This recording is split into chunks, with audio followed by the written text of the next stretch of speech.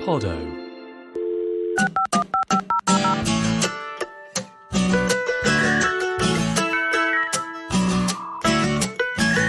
Welcome to the Ned Ludd Radio Hour.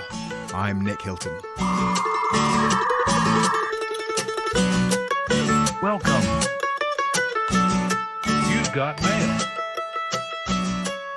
A few weeks ago, I was sat at my computer, minding my own business, rotting my brain with YouTube, when the following advert popped up. Reading every day reduces stress, cognitive decline, and improves your sleep. So start a reading streak, even if it's just a few minutes every day. Every little bit helps. The more you know. Reading. The wonder drug. The cure to basically all the ills that we talk about on this show. Reading is the flip side to the coin of creation, a counterpoint to writing, that dying art that ChatGPT wants to kill off for good. It's a skill that focuses the mind, teaches us to be patient, deferring the easy gratification of 30-second TikToks in favour of something that burns slower but more profoundly. In short, it is sort of anti-technology.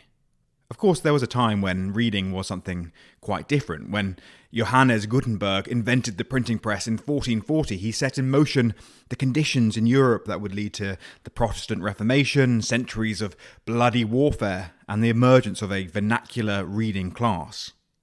In those early years, reading was radical. It was something contained to religious organisations and then those hotspots of disruptive ideas, universities. Now it's pretty much ubiquitous.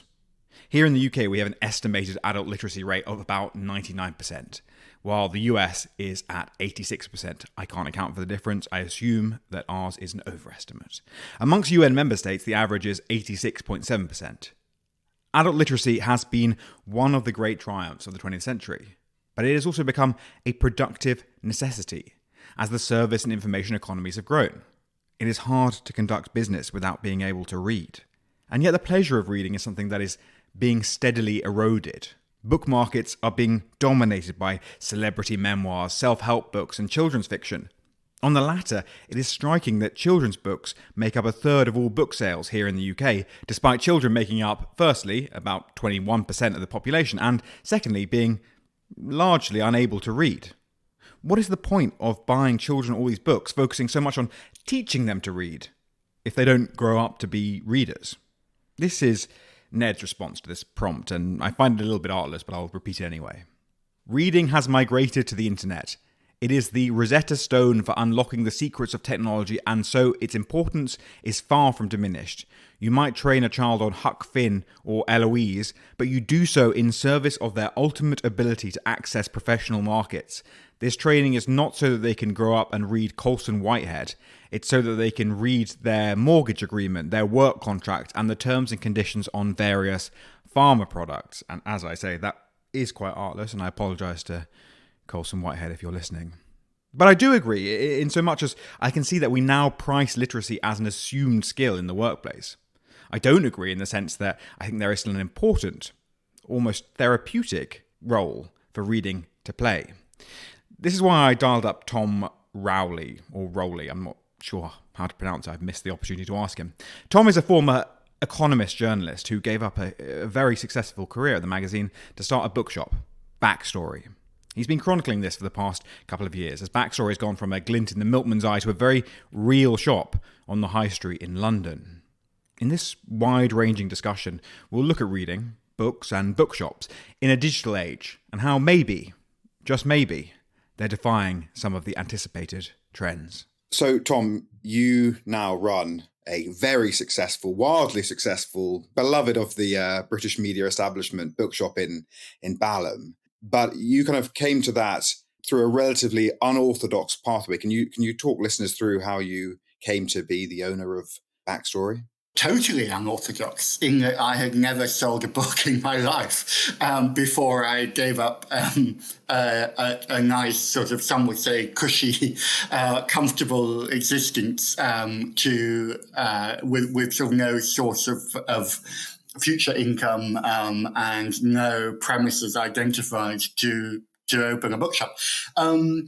I've been a journalist for 11 years on Fleet Street, first at the Telegraph and then at the Economist. And I loved it and was very lucky, really, in having landed what was essentially always my dream job out of university. And I was one of those annoying children who knew what they wanted to do from quite a young age, and that was to be a journalist. So bookshop was never part of the plan at all. And I loved journalism, loved reporting, and was lucky enough to travel all over the place and interview lots of interesting people. And then along came COVID and a lockdown. And I think, like lots and lots of people who experienced that period of time, obviously, for most of us, it was horrific and terrible in many ways. But it was also an opportunity to reassess life and to ask sort of bigger questions about what you wanted from it. And it was the first time since leaving university that I'd spent any significant amount of time in one place, and certainly a significant amount of time in the kind of environment of my home and in a local area. And I discovered I quite liked that. I liked the feeling of being rooted, of belonging. And I think that I had, without ever really thinking whether I wanted it or not, sort of signed up to being a member of this kind of globe-trotting community, and discovered that I quite liked being confined to a mile or two, smiling at your neighbours, that kind of thing. And so I suppose I started to think, well, what could I do that might bring me into more contact with my local community, that might be more rooted?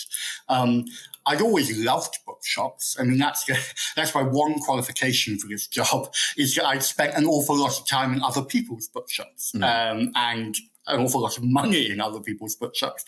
And I sort of had quite a good idea of what I thought a good bookshop was and is. And so it sort of quite quickly fell into place, really, as when I started thinking about alternative existences. There were only a very small number of things that I felt qualified to do, one of which was to sort of spout off 500 or 1,000 words about the issue of the day. And if I wasn't going to do that, then what else was I going to do? Well, I could connect people with good stories. I felt quite qualified to judge what was a good tale and what wasn't. And also, I suppose, as a journalist, you're trained the whole time in identifying ways to interest people in stories. So you are the middleman as a journalist between an event or a story and the general public. So in that sense, I had been retailing stories all my life. The only change is in quite how literally I went to retail stories by opening a bookshop. And this was in what, 2021? 2022. It was February 2022, I quit my job. February 2022. So in February 22, and obviously you were working at the time at The Economist, so you were surrounded by some of the brightest financial and economic minds within journalism, which may be damning with faint praise. But were people saying to you, this is a kind of crazy business decision? Because it's not like the book-selling industry is considered to be a particularly easily profitable place to go. No, exactly that. I think someone said that perhaps I'd read the Bank of England's forecasts upside down, which I think was probably quite accurate. No, I mean, it was an absolutely mad business decision. If I was thinking of it purely as an investor, I would certainly have done something very different. But that's not how I was thinking of it. I was thinking, how do I want to spend my life? What do I want to do next? And I was in a very lucky position of having spent 10 years already doing the one thing that I thought that I did want from life. And I was asking myself, well, is there something else that I could try? And yeah, along came book selling. And what's been quite interesting to see from the outside watching you do this is the extent to which the two lives have not been separated. It's not like you've walked away from it and said, I'm never interested in that again. the actual creation of the shop and the creation of the business and the success of the business has harnessed a lot of what you used to do. Can you kind of talk me through again then? I mean, it may have been a really cynical thing, or it may have emerged organically from how you're doing this, but how you've used this kind of digital world in order to make Backstory a sort of a story in itself. Yeah, I mean, it emerged very organically from a whole bunch of people saying to me, "You've stolen my idea." And what they meant by that is we're quite dissatisfied in our current jobs. We've daydreamed of one day opening a bookshop. And it turns out that a huge number of people have had this mad idea. It's just that very sensibly, most people don't do it. And I was the idiot who did it. But it sort of occurred to me that therefore there were probably quite a lot of other people who would be intrigued in following along this journey and in me deciding to actually do it. So I very early on set up a Substack. I think it was pretty much the week that I quit. And I've been kind of religiously keeping that every week since then, posting a newsletter on a Sunday evening. Trying, I mean, it's no one sort of necessarily wants to kind of air all of their dirty laundry, but I try as much as possible just to sit down for an hour before I send it out and splurge whatever's, in my head to make it seem sort of confessional and off the top of my head and kind of as genuinely a diary as possible of this adventure. So that was kind of the first and most obvious ways in which my kind of these two jobs actually sort of sprung from the same input, if you like. But the second is our magazine. So it was probably a year into opening the shop. I thought I clearly didn't have enough on my plate running a bookshop. It would be fun to kind of scratch the itch and set up a print publication. I think the other thing that probably quite appealed to me and probably will to some of your listeners here is the idea of doing something that goes 100% against the grain of what any advice would be. So the idea of opening a bookshop kind of seems a bit balmy in the age of Amazon. Similarly, I'd spent my entire career going to presentations every month with circulation graphs going only in one direction and in people saying the age of print was dead and all of that. And I still love print. I think it's a sort of far superior medium for reading, both for reading books, but also for reading short form content. And I still think nothing has been invented that compares to it. And so I thought it would be really fun to launch our own books magazine, especially because I think that a lot of books magazines or literary journals, I suppose they would call themselves, take themselves really quite seriously, and they're delightful publications, but very highbrow and full of very earnest reviews of the latest very important books. And I thought it was a bit of a gap in the market because most of our customers that we saw at Backstory were women who were typically sort of 20 to 40 years old. And yet the readers of most of these literary journals were men, and they tended to be older men. And so it kind of occurred to me that there was a fun publication to be made that targeted this particular demographic, but it also was a magazine kind of born out of a bookshop. And I think that's what makes our magazine unique. So we've just published the second issue of that, and it's gone from being a kind of fun side project that we just published and sold in our own shop to now being on sale in bookshops around the world. It's in most branches of Barnes & Noble in the States. It's in Waterstones here. And it's in a whole bunch of independent bookshops all over Europe. And so... yeah, it's I suppose, it's being experimentation and it's being just testing things out and giving things a go. But yeah, you're right. I don't think it feels to me like I've totally abandoned my previous life as a journalist. I sort of tried to keep both going. Right. And no one, presumably your financial advisors, wouldn't have told you to give up on all these connections. I know that, I guess, when it first opened, you had, features in newspapers and stuff that was superb promotion for the business. And I guess that's exactly the sort of stuff that you should be leveraging. But to go back to the question of, okay, one, you're competing with Amazon and Waterstones and even, WH Smith's, all of these places. But secondly, you're competing in a market that is probably shrinking. I don't know whether that's a sense that you get, whether the print media is becoming, both for books and also for magazines, becoming more like vinyl is for music lovers, whether it's a sort of exercise where a few people will be able to make a lot of money because some people really love vinyl, but the predominant consumption mechanism is changing. Do you actually think that's going to happen, or is that just something that people have been saying now ever since whenever the e-reader was invented at the start of the millennium, probably? No, the good news is that the books market isn't shrinking, and that books, for whatever reason, seem to be ducking the trend. Certainly a lot of people in kind of the early 2010s thought that the e-reader was going to be dominant, and that our future was entirely reading things online or reading things in a tablet form. And that just hasn't proved to be the case. I think because of the sheer versatility of this incredibly old technology, the printing press. I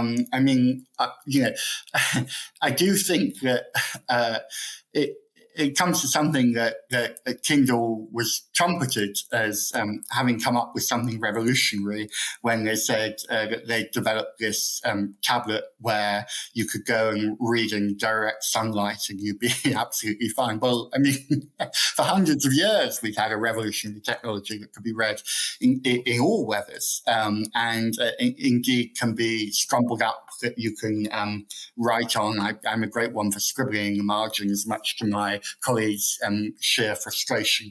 You can highlight it, you can read it in a bath, you can do all these things without worrying that you're going to damage this very expensive bit of technology. So no, books for whatever reason, and I'm sure we can sort of dive into the reasons, but they are bucking the trend, and so are bookshops. Backstory, much as I'd like to claim that we're doing something incredibly different and unique, we're not. We're one of quite a large number of independent bookshops that have opened in the last 3 or 4 years, that are something of a renaissance in bookselling, in Britain at least. So the passion for a long time was of business switching to the internet. Well, first to supermarkets and then to the internet. And so there was sort of a huge contraction of the number of bookshops on the high street in the UK from about the mid-1990s to about the mid-2010s. But then something interesting happened, which was that we kind of reached a tipping point, and people began to, well, two things happened. One was consumers began to ask the question, where does this lead? And they could see where the trend was going, which was to a moment where we would have no bookshops left on the high street and we would buy everything online through Amazon. And a certain consumer, not everyone can afford it, not everyone wants bookshops to survive, but some people do, and enough people do to make a decision to support their bookshops. So that happened. But another thing happened in tandem with that, which was that a different kind of bookshop owner and manager emerged who wanted to set up a bookshop that was a bit different. Hopefully Backstory is one example of that, but we're certainly not the only example. There are a whole bunch of brilliant, thriving independent bookshops now that are not just a retail store where you go to buy a product. They are a thriving community. They put on events. Like we do at Backstory, they might have a bar. They probably view the internet not as an enemy, but as in part a way to get their message out to potential customers. So those two things combined, I think, change that story. Yeah. I think people underestimated for a time the extent to which, for a lot of people, going to a bookshop is almost like a sensory experience. It's like a place of calm. You can't get the same thing from that aisle in the supermarket that has, various books by Richard Osman in it. But to loop back to what you were saying previously, okay, so books have proven resilient in terms of the trends that you were discussing. Is this a psychological thing? Is this a behavioral thing? Why is it that books have managed to defy what the doomsayers were saying a decade ago? I think you're right in that it's sensory to some extent.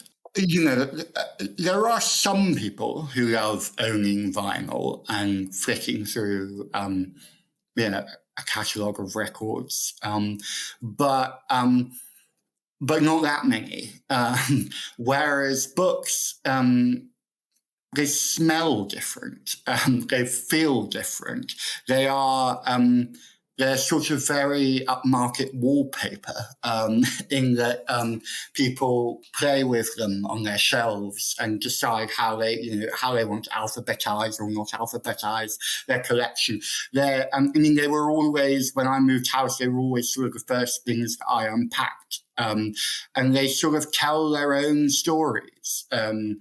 That's sort of part of the reason why I call the shop Backstory, is because I think that what Amazon can offer is a product, and Amazon doesn't care whether the product that it sells you is some milk or a book called Hot Milk. Amazon just cares that it's made a transaction.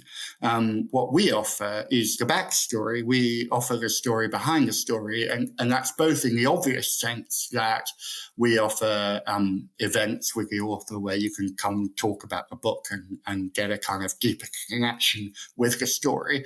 But we also offer the opportunity to come out with your own backstory, the story of how you acquired the story, the people that you met along the way, the fact that you were perched up at the bar counter talking to someone else, a stranger who lives 3 streets away from you, who recommended that book. And so I think that is part of the reason for the resilience of the physical book. Is the same thing. It's the same reason that the bookshop has proved resilient.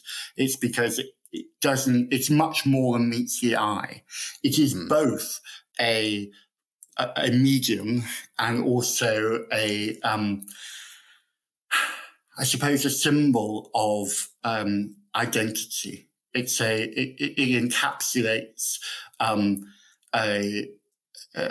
it encapsulates its owner's identity, its owner's aspirations, its owner's wants, its owner's, to people who care about books, to readers, they look at a book and they see the sort of the coffee stain on the cover, and they remember the overcrowded train. The dog ears. The dog ear, they see they sort of smell the faint smell of suntan lotion, and they remember the holiday romance that they engaged in when they were reading that book.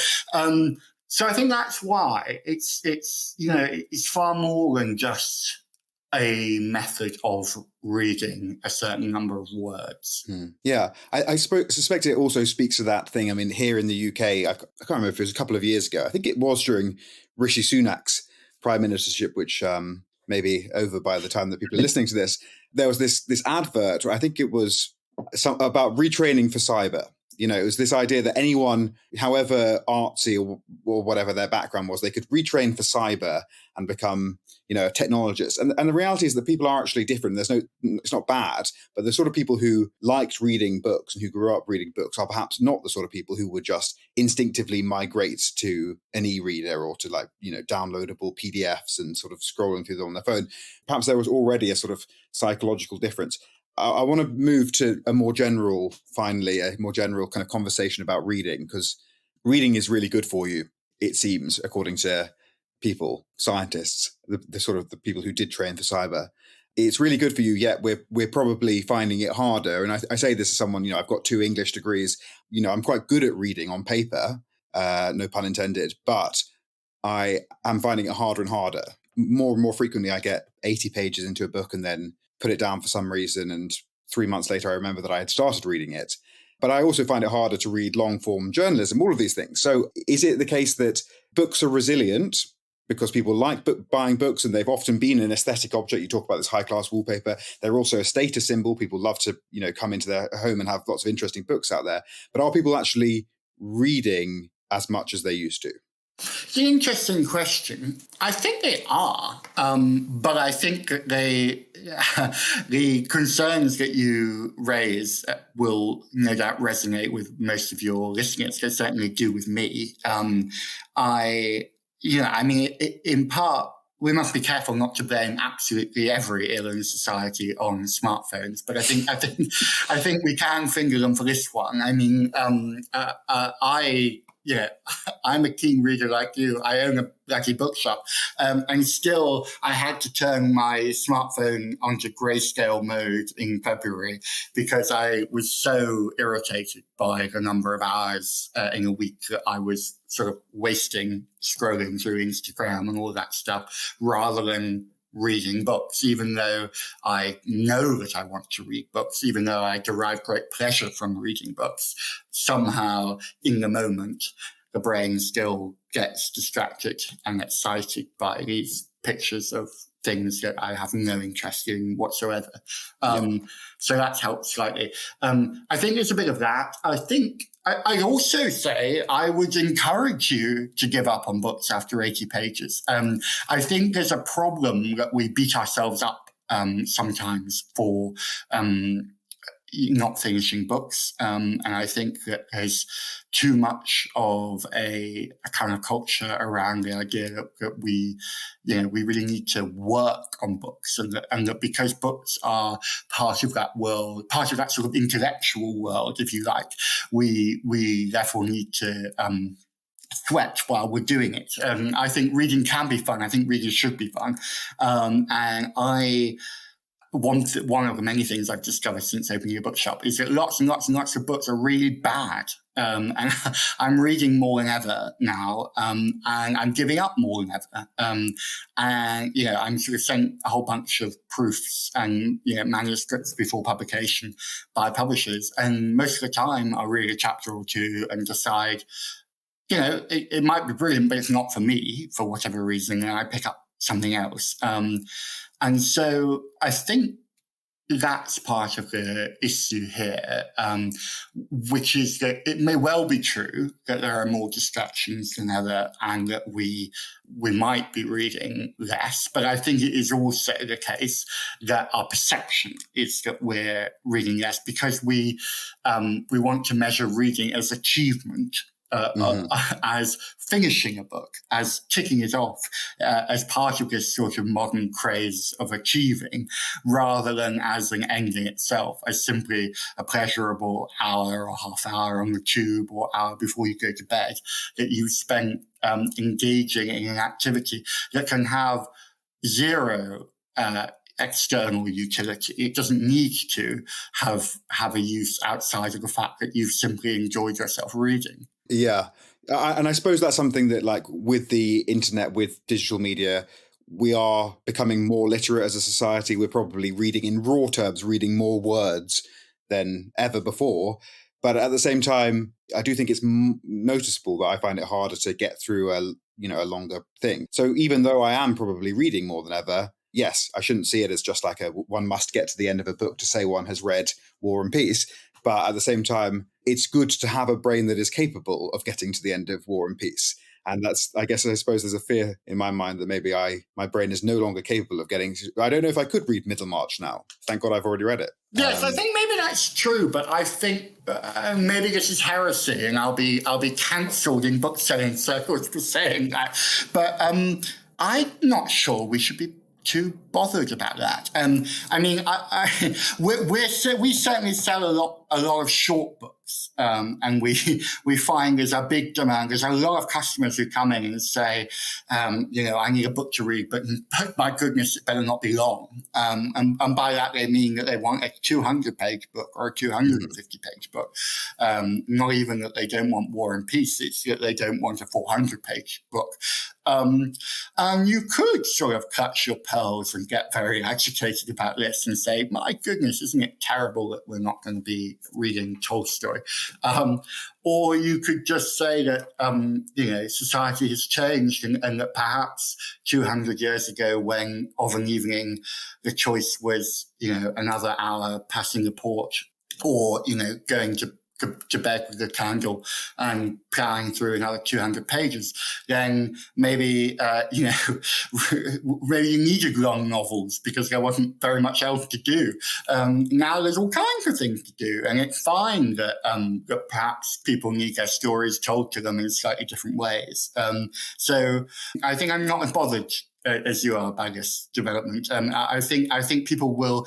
I think storytellers are great at adjusting to their audiences, and that this is already going on, and that books are, to my mind anyway, and certainly from what I've seen from what publishers are doing, are getting shorter and shorter, and I think that's just responding to demand. If you're equivocal on it, and you have all these business interests in the continued existence of books, then I have to leave that one where it is. But I'm going to ask you one final question, which is for asking for a friend style question, which is to recommend a book that for listeners and for myself, something that you think is really good, like get you back into reading, force you to reestablish this habit, because I'm, maybe I'm less sanguine than you about my own failings in this department. So what's the one thing you'd recommend as a kind of summer beach reading, page turning, but also worth reading? Okay, well, here goes. There's a book called The Forgiven by Lawrence Osborne, which he deserves to be more of a name than he is.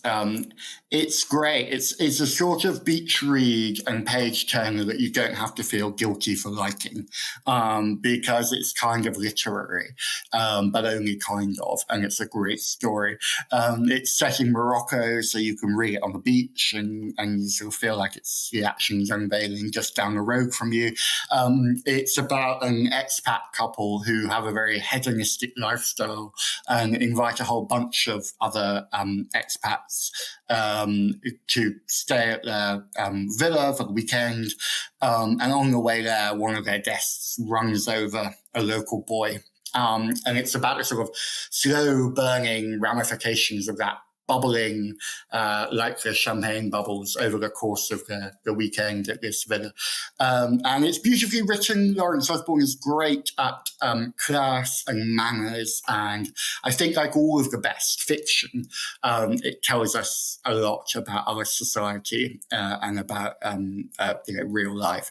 But it's also brilliant escapism, and everyone should pack it for the beach. Perfect. I've met Lawrence Osborne. I've produced an interview with him, and he's exactly like an old school author used to be. He sort of seems like he's so dripping in self-confidence and sort of lush, and exactly as the novel sounds.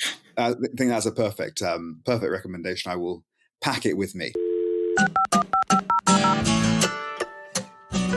You've been listening to the Ned Ludd Radio Hour with me, Nick Hilton. If you enjoyed the show, please give us a rating and review on Apple or Spotify or wherever you get it. The theme music is Internet Song by the Apes of the State. The cover artwork is by Tom Humberston.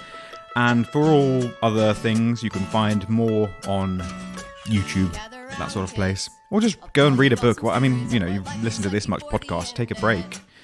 Have something to read. What would I recommend? I just enjoyed Olga Tokarczuk's Drive Your Plow Over the Bones of the Dead, which sounds kind of very miserable, but it was very jolly, actually, and I'm about to start reading American Psycho by Bret Easton Ellis. That's my week. See you later.